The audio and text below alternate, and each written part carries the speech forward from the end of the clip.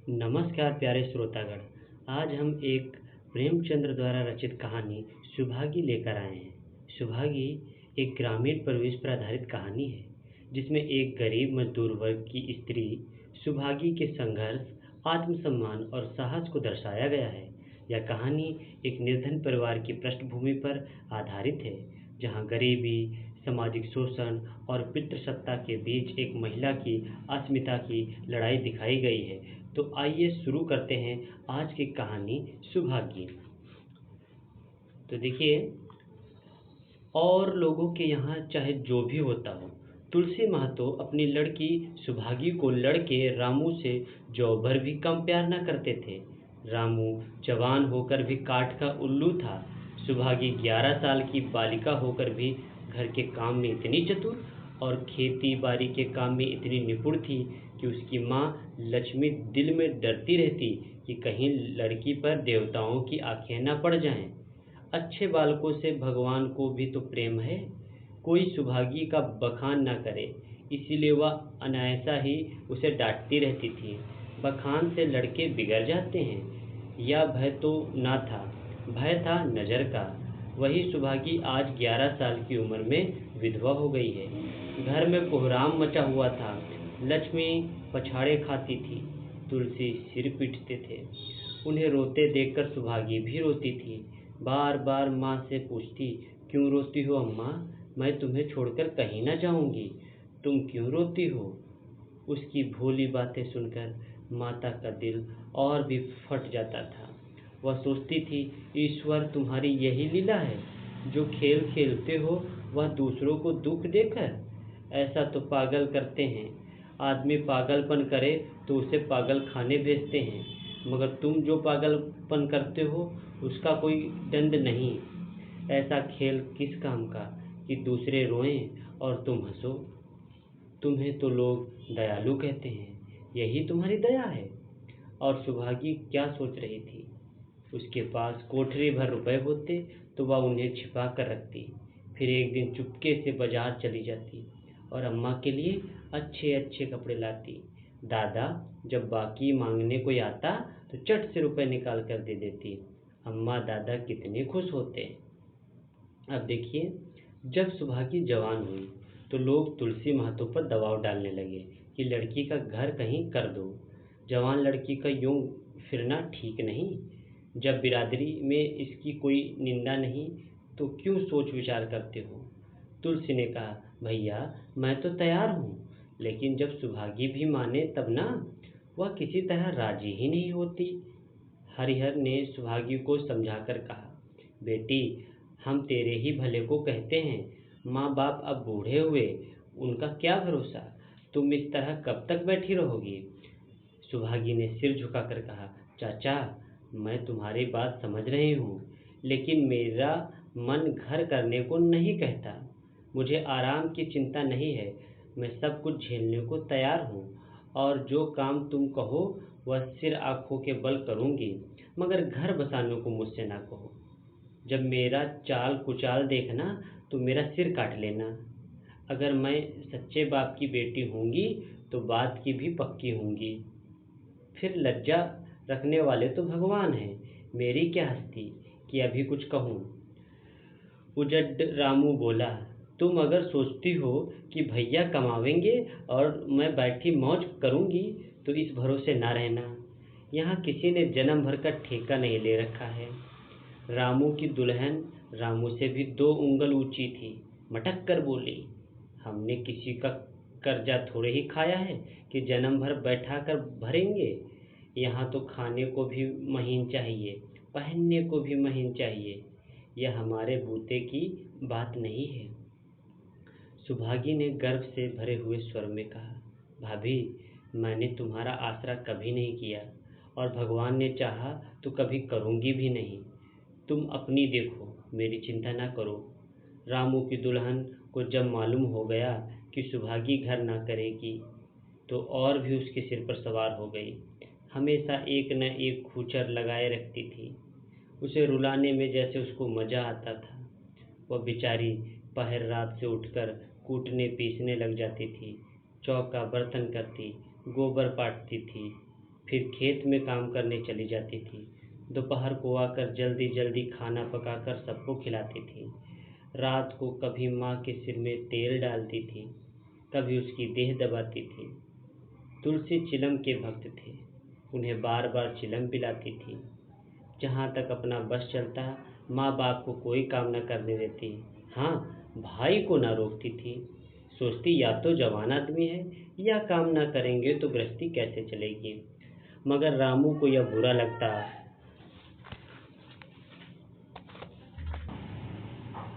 और सोचता, अम्मा और दादा को तिनका तक नहीं उठाने देती और मुझे पीसना चाहती है। यहाँ तक कि एक दिन वह जामे से बाहर हो गया। सुभागी से बोला, अगर उन लोगों का बड़ा मोह है तो क्यों नहीं अलग होकर रहती हो। तब सेवा करो तो मालूम हो कि सेवा कड़वी लगती है कि मीठी। दूसरों के बल पर वाहवाही लेना आसान है, बहादुर वह है जो अपने बल पर काम करे। सुभागी ने तो कुछ जवाब न दिया। बात बढ़ जाने का भय था, मगर उसके माँ बाप बैठे सुन रहे थे। महतो से ना रहा गया। बोले, क्या है रामू, उस गरीबिन से क्यों लड़ते हो।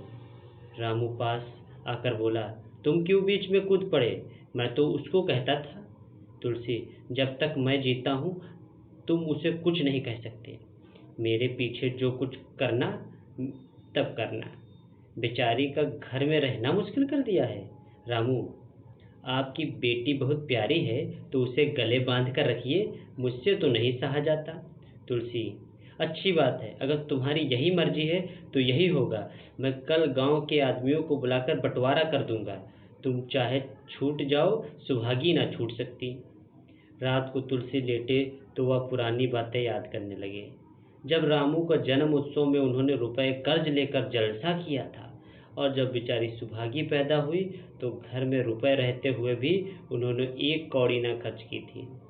पुत्र को रतन समझा था, पुत्री को पूर्व जन्म के पापों का दंड।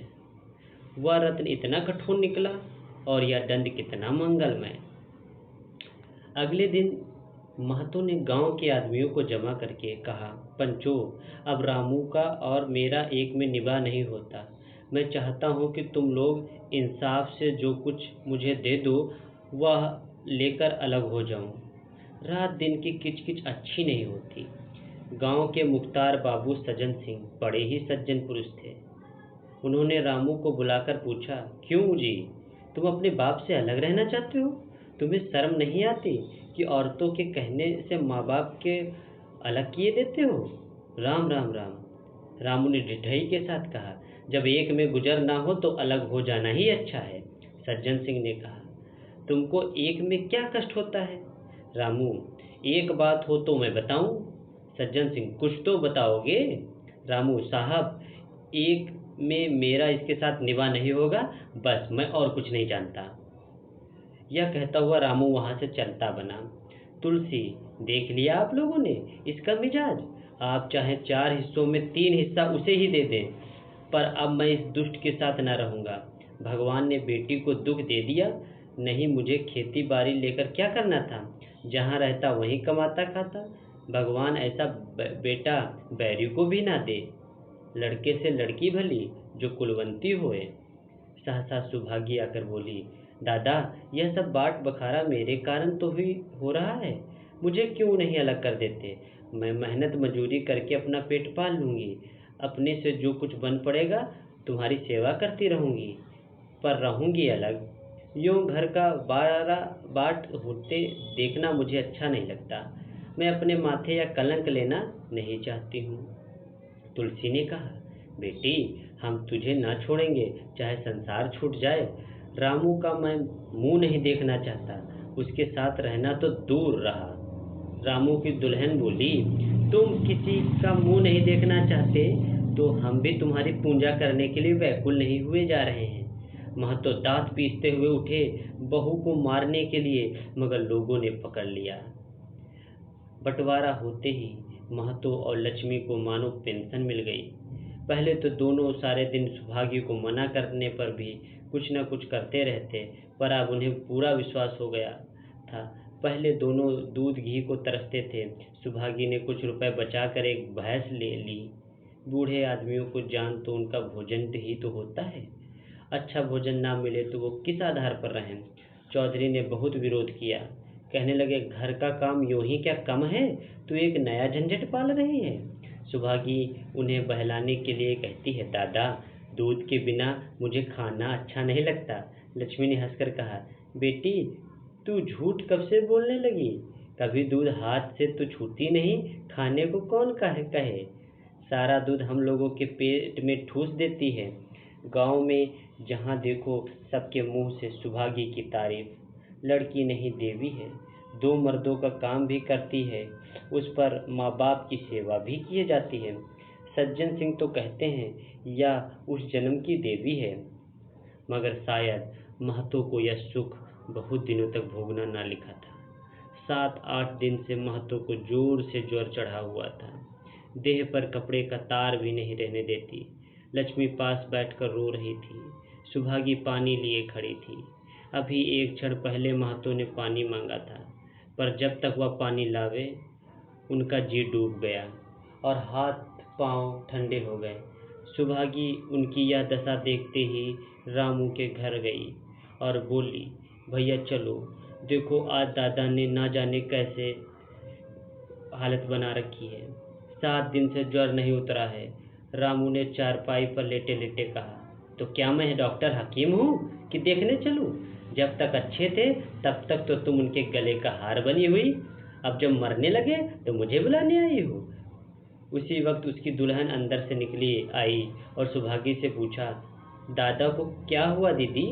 सुभागी के पहले रामू ही बोल उठा, क्या हुआ है?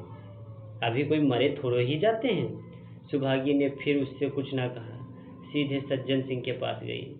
उसके जाने के बाद रामू हंसकर स्त्री से बोला, त्रिया चरित्र इसे ही कहते हैं। उसकी स्त्री बोली, इसमें त्रिया चरित्र की कौन सी बात? चले क्यों नहीं जाते? रामू, मैं नहीं जाने को हूँ। जैसे उसे लेकर अलग हुए थे वैसे उसे लेकर रहें, मर भी जाए तो भी ना जाऊँगा।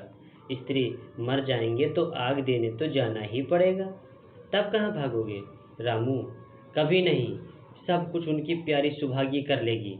स्त्री, तुम्हारे रहते वह क्यों करने लगी? रामू, जैसे मेरे रहते उसे लेकर अलग हुई है वैसे ही करेगी। स्त्री, नहीं जी, ये अच्छी बात नहीं है। चलो देख आवें, कुछ भी हो बाप ही तो हैं, फिर गांव में कौन सा मुंह दिखाओगे? रामू, चुप रहो, मुझे उपदेश मत दो। उधर बाबू साहब ने ज्यों ही महतो की हालत सुनी तुरंत सुभागी के साथ भागे चले आए। यहाँ पहुँचे तो महतो की दशा और भी खराब हो चुकी थी।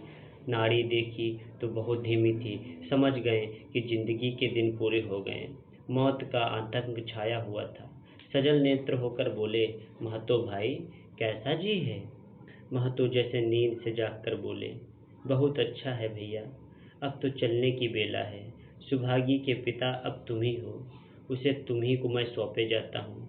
सज्जन सिंह ने रोते हुए कहा, भैया महतो घबराओ मत, भगवान ने चाहा तुम तो अच्छे हो जाओगे।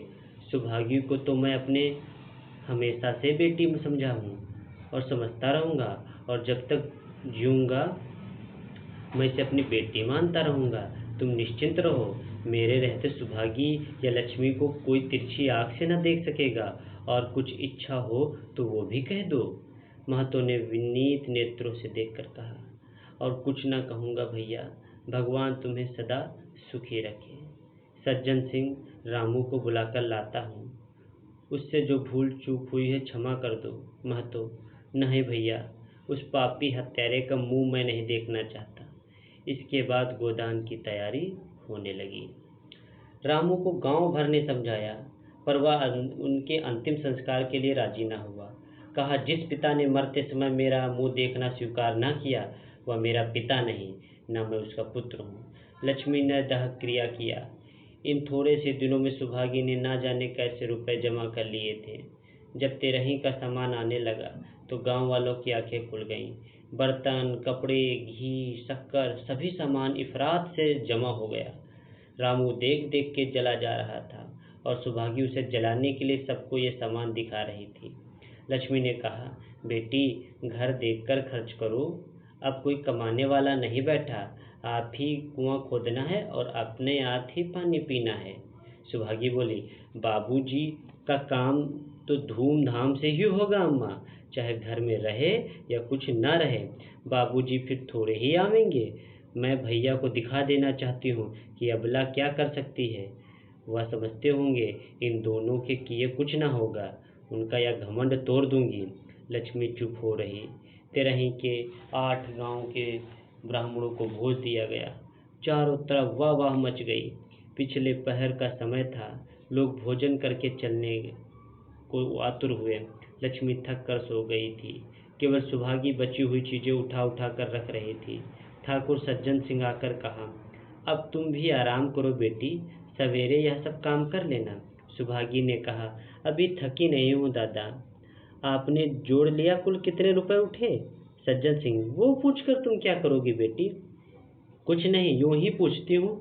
कोई 300 रुपए उठे होंगे। सुभागी ने सुचकाते हुए कहा, मैं इन रुपयों की देनदार हूँ। सज्जन सिंह, तुमसे तो कोई मांगता ही नहीं। महतो महतो तो मेरा मित्र और मेरा छोटा भाई था, उनके साथ कुछ मेरा भी तो करने का धर्म बनता है। आपकी यह दया क्या कम है कि मेरे ऊपर इतना विश्वास किया। मुझे कौन 300 रुपये दे देता। सज्जन सिंह सोचने लगे, इस अबला की धर्म बुद्धि को कोई पार नहीं पा सकता है। लक्ष्मी उन स्त्रियों में थी जिनके लिए पति वियोग जीवन स्रोत का बंद हो जाना होता है। 50 वर्ष के चिर सहवास के बाद अब यह एकांत जीवन उसको पहाड़ जान पड़ने लगा। अब उसे ज्ञात हुआ कि मेरी बुद्धि, मेरा बल, मेरी सुमति मानो मैं सबसे वंचित हो गई थी। उसने कितनी बार ईश्वर से विनती की थी, मुझे स्वामी से पहले उठा लेना, मगर उसने यह विनती स्वीकार न की। मौत पर अपना काबू नहीं तो क्या जीवन पर भी अपना काबू नहीं। वह लक्ष्मी जो गांव में अपनी बुद्धि के लिए मशहूर थी, जो दूसरों को सीख दिया करती थी, अब बोरही हो गई है। सीधी सीधी बातें करते ही नहीं बनती है। लक्ष्मी का दाना पानी उसी दिन से छूट गया। सुभागी के आग्रह पर चौकी में जाती, मगर कौर कंठ के नीचे न उतरता। 50 वर्ष हुए, एक दिन भी ऐसा न हुआ कि पति के बिना खुद खाए। अब उस नियम को कैसे तोड़े। आखिर उसे खांसी आने लगी। दुर्बलता ने जल्द ही खाट पर डाल दिया। सुभागी अब क्या करे। ठाकुर साहब के रुपए चुकाने के लिए दिलो जान से काम करने की ज़रूरत थी। यहाँ माँ बीमार पड़ गई। अगर बाहर जाए तो माँ अकेली रहती, उनके पास बैठे तो बाहर काम कौन करे। माँ की दशा देखकर सुभागी समझ गई कि इनका परवान आ चुका है। महतो को भी तो यही जोर था। गांव में और किसे फुर्सत थी दौड़ धूप करता। सज्जन सिंह दोनों वक्त आते, लक्ष्मी को देखते, दवा पिलाते, सुभागी को समझाते और चले जाते, मगर लक्ष्मी की दशा बिगड़ती चली जा रही थी। यहाँ तक कि 15वें दिन वह भी संसार से सिधार गई। अंतिम समय रामू आया और उसके पैर छूना चाहता था, पर लक्ष्मी ने उसे ऐसी झिड़क दी थी कि वो समीप न जा सका। सुभागी को उसने आशीर्वाद दिया, तुम्हारी जैसी बेटी पाकर मैं तर हो गई। मेरा क्रियाक्रम तुम ही करना। मेरी भगवान से यही अर्जी है कि उस जन्म में तुम ही मेरी कोख को पवित्र करो। माता के देहांत के बाद सुभागी का जीवन का केवल एक ही लक्ष्य रह गया, सज्जन सिंह के रुपए चुकाना। 300 रुपये पिता के क्रियाक्रम में लगे थे, लगभग 200 रुपये माता के काम में लगे थे। 500 का ऋण था, उसकी अकेली जान थी, मगर वह हिम्मत न हारती थी। 3 साल तक सुभागी ने रात को रात और दिन को दिन न समझा। उसकी कार्य शक्ति और पौरुष देखकर लोग दांतों तले उंगली दबा लेते थे। दिन भर खेती बाड़ी का काम करने के बाद वह रात को 4-4 पसेरी आटा पीस डालती थी। 30वें दिन 15 रुपये लेकर वह सज्जन सिंह के पास पहुंच जाती थी। इसमें कभी नागा ना पड़ता था, मानो यह प्रकृति का कोई अटल नियम था। अब चारों ओर से उसकी सगाई के पैगाम आने लगे। सभी उसके लिए मुंह फैलाए हुए थे। जिसके घर सुभागी जाएगी उसका भाग्य फिर जाएंगे। सुभागी यही जवाब देती, अभी वह दिन नहीं आया। जिस दिन सुभागी ने आखिरी किस्त चुकाई, उस दिन उसकी खुशी का कोई ठिकाना न था। आज उसके जीवन का कठोर व्रत पूरा हो गया। वह चलने लगी तो सज्जन सिंह ने कहा, बेटी तुमसे मेरी एक प्रार्थना है। कहो कहूँ, कहो ना कहूँ, मगर वचन दोगी, मानोगी? सुभागी ने कृतज्ञ भाव से देखकर कहा, दादा, आपकी बातें न मानूंगी तो किसकी बातें मानूंगी? मेरा तो रोया रोया आपका गुलाम है। सज्जन सिंह, अगर तुम्हारे मन में ये भाव है तो मैं ना कहूँगा। मैंने अब तक तुमसे इसलिए नहीं कहा कि तुम अपने को मेरा देनदार समझ रही थी। अब रुपए चुक गए हैं, मेरा तुम्हारे ऊपर से कोई एहसान नहीं है, रत्ती भर भी नहीं है। बोलो कहूँ? सुभागी, आपकी जो आज्ञा हो कहो। सज्जन जी, देखो इनकार न करना, नहीं मैं तुम्हें अपना मुंह न दिखाऊंगा। सुभागी, क्या आज्ञा है? सज्जन सिंह, मेरी इच्छा है कि तुम मेरी बहू बनकर मेरे घर को पवित्र करो। मैं जात पात का कायल हूँ, मगर तुमने मेरे सारे बंधन तोड़ दिए हैं। मेरा लड़का तुम्हारे नाम का पुजारी है, तुमसे उसे 12 देखा है। बोलो मंजूर करती हो? सुभागी, दादा, इतना सम्मान पाकर पागल हो जाऊंगी। सज्जन सिंह, तुम्हारा सम्मान भगवान करे बेटी। अंत में सुभागी उनका कथन मान लेती है। सज्जन सिंह उसके माथे पर हाथ रखकर कहती, बेटी, तुम्हारा सुहाग अमर रहे, अमर रहे, अमर रहे। तो ये आज की हमारी जो कहानी थी सुहागी, आशा करते हैं आपको पसंद आई होगी। चैनल को लाइक, शेयर और सब्सक्राइब करते रहें। आज के लिए इतना ही। धन्यवाद।